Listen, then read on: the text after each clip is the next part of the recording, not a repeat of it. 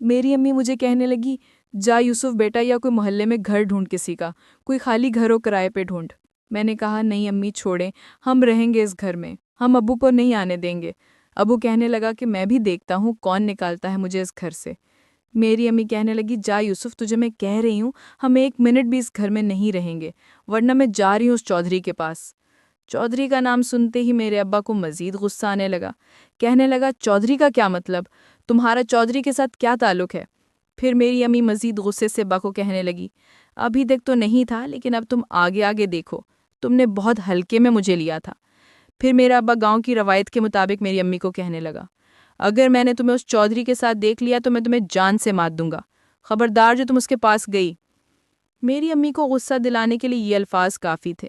میری امی نے غصے میں دوپٹہ اٹھایا اور سر پر لیا اور پھر باہر نکل گئی۔ میں سمجھ گیا کہ میری امی کہاں جا رہی ہے۔ وہ موقع امی کے ہاتھ لگ گیا تھا۔ لیکن میں بھی نہیں چاہتا تھا کہ میری امی چودھری کے ساتھ تعلقات بنائیں۔ میں بھاگتے ہوئے امی کے پیچھے گیا۔ میں نے کہا، امی رکیں، آپ گھر جائیں، میں گھر ڈھونڈ کے آتا ہوں۔ میری امی کہنے لگی، اس وقت تو کھڑا رہا جب میں تجھے بولتی رہی، اب تو جا، میں خود ہی ڈھونڈ لوں گی، میں اپنی بیٹیوں کو لے کے یہاں سے چلی جاؤں گی۔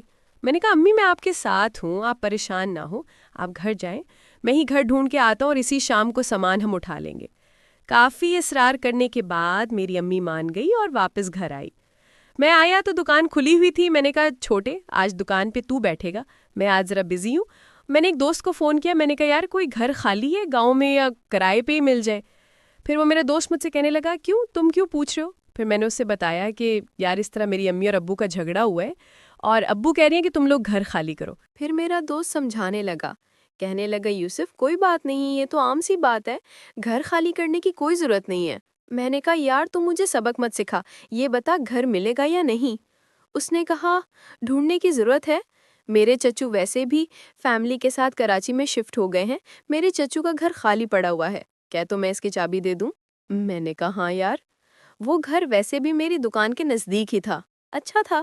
وہ دوست آیا چابی لے کے اور مجھے دی۔ میں پھر گھر آیا۔ میں نے کہا، امی چلیں آپ اپنا سامان پیک کریں، ہم آج نئے گھر میں چل رہے ہیں۔ اور مونچھوں کو تاؤ دے کر میرے ابو بیٹھے رہے۔ اس نے ہمیں منع نہیں کیا کہ گھر کیوں ڈھونڈ رہے ہو۔ اور پھر میں اپنی تینوں بہنوں کو لے کر اس گھر میں آ گیا۔ اسی شہر میں میری خالہ رہتی تھی۔ میری امی نے کہا، میری بہن کو فون ملا دو، میں اس کو بھی بتا دوں۔ پھر میں نے اپنی خالہ کا نمبر ملا کر امی کو فون دیا اور امی نے ساری کہانی بتائی اور میری خالہ کے بیٹے کو کہا، آؤ سامان اٹھا لو یوسف کے ساتھ۔ میں نے کہا، امی اس کو کیوں بلا رہی ہیں؟ امی بولی، کاشف آج شام کو آ جائے گا، ورنہ صبح تک آ ہی جائے گا۔ سامان ہم اٹھا لیں گے نا امی؟ پھر میری امی کہنے لگیں کہ ہم سوئیں گے کہاں؟ مٹی پہ؟ کھائیں گے کیا؟ کوئی برتن نہیں، کوئی بستر وغیرہ نہیں، یہ تو ضروری ہے نا۔ میں نے کہا، آج رات ہم خالد سے مانگ لیتے ہیں اور کل ہم اپنا سامان وہاں سے اٹھا لیں گے۔ اور پھر ہم نے یہی کیا۔ میرا کزن آیا، ہم نے اس گھر کے سے 3 چارپائیاں اٹھائیں، بسترے اٹھائے اور ضروری برتن بھی اٹھا لیے۔ اور یہ کام کرتے کرتے شام بھی ہو گئی۔ میری خالہ بھی شام کو ہمارے گھر آ گئی، نئے والے گھر میں۔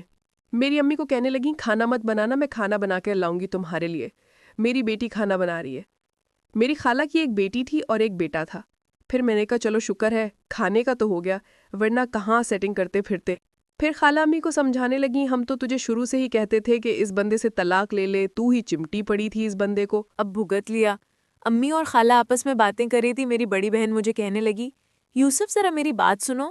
میں نے کہا، بہن آپ کی بات سنتا ہوں۔ اس نے کہا، ویسے اچھا ہی ہوا، ابو نے ویسے بھی ہمارے لیے کیا کیا تھا، اب میری بھی شادی اس پٹھان سے کروا دو، ورنہ میں بھی ایسے دھکے نہ کھاتی رہوں۔ مجھے تو ویسے اپنی بہن پہ غصہ آ رہا تھا کیونکہ اس نے رات میرے ساتھ جو کیا تھا۔ میں نے کہا، تجھے تو بس اپنی پڑی ہوئی ہے، دیکھ رہی ہے ہمارے گھر میں کتنا بڑا مسئلہ ہو گیا ہے، آج ہم نئے گھر میں آ گئے اور تیرے ذہن میں ابھی تک وہ پٹھان ہی بھڑک رہا ہے، معاف کر دے میری ماں پہ مجھے۔ پھر وہ بھی سامنے سے غصہ کرنے لگی، کہنے لگی، سب کو تو یہاں اپنی اپنی پڑی ہے، تم بھی تو اپنے چکر میں ہو، کیوں امی کو یہاں لے کے آئے ہو، میں نہیں سمجھتی۔ اب میری بولتی بند ہو گئی تھی۔ میں نے کہا، اچھا دفع ہو، بعد میں بات کرتا ہوں۔ میں نے کہا، امی کاشف کو فون کرو، اس کو پوچھیں بیٹھا یا نہیں۔ پھر امی نے کہا، چلو نمبر ملا کے دو۔ پھر میں نے کاشف کو فون ملا کے موبائل اپنی امی کو دے دیا۔ میری امی کہنے لگی، ہاں کاشف روانہ ہوا؟ وہ کہنے لگا کہ میں بس میں بیٹھ گیا ہوں، صبح میں پہنچ جاؤں گا۔ امی نے کہا، یہ لو یوسف، وہ صبح آ جائے گا، بس کل نہ اس مسئلے کو حل کر دو، میں اب نہیں جاؤں گی تمہارے ابو کے پاس۔ میں نے کہا، امی آپ پریشان نہ ہو، رات یہاں گزاریں، کل ہم بیٹھ کے آپس میں مشورہ کرتے ہیں کہ کرنا کیا ہے۔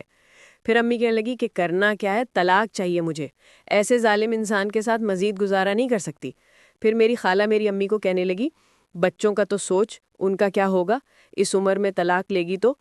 میں نے کہا خالہ فکر نہ کریں، ابو سے ہم اپنا حصہ تو لے ہی لیں گے، چاہے جس طریقے سے بھی لینا پڑے، کیونکہ اب میں امی کو پورا سپورٹ کر رہا تھا۔ سپورٹ کرنے کی وجہ آپ سب جانتے ہیں۔ اور پھر اسی طرح باتیں کرتے کرتے کافی رات بھی ہو گئی۔ میری خالہ کہنے لگی اچھا ہم لوگ تو جا رہے ہیں، کل پھر صبح آئیں گے، کچھ بھی ضرورت ہو تو ہمیں بتا دینا۔ میں نے کہا شکر ہے، یہ تو جان چھوڑیں۔ اب ہم رات کو سونے کی جگہ ڈیسائیڈ کرنے لگے کہ پون کہاں سوئے گا۔ میں دیکھ رہا تھا میری بڑی بہن کچھ پریشان لگ رہی ہے۔ میں نے جان کے پوچھا کیا ہوا، تم کیوں پریشان ہو؟ مجھ سے کہنے لگے کہ وہ پٹھان ناراض ہو گیا ہے، کہہ رہا تھا کہ آج اگر تم نے مجھے سکون نہ دیا تو پھر وہ کبھی بھی نہیں آئے گا۔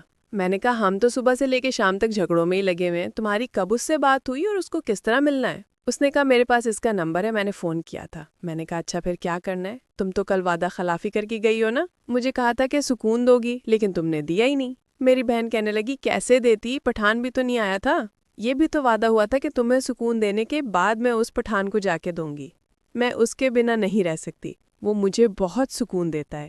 میں نے کہا اچھا آج اپنا وعدہ پورا کر لو اور پھر اس کو بلا لینا۔ میری بہن کہنے لگی کون سا وعدہ؟ میں نے کہا کہ آج ویسے بھی جگہ نہیں ہے تو میں باہر سوتا ہوں، امی اور تم سب کمرے میں سو رہے ہو، تم باہر آ جانا، رات کو مجھے مل لینا، تھوڑی دیر ہم سکون لیں گے اور پھر اس کو بلا لینا اور پھر واش روم میں یا کہیں بھی چلی جانا۔ پھر وہ کہنے لگی کہ چلو ٹھیک ہے، میں اسے بھی فون کر کے بتا دیتی ہوں کہ وہ رات کو 2 بجے آ جائے۔ میں نے کہا لیکن میری یہ شرط ہے، پہلے مجھے سکون دینا ہوگا، بعد میں اسے، ورنہ میں نہیں ملنے دوں گا۔ اب میری بہن مجبور ہو چکی تھی، اس کے پاس کوئی دوسرا راستہ نہیں تھا، اس لیے وہ مان گئی۔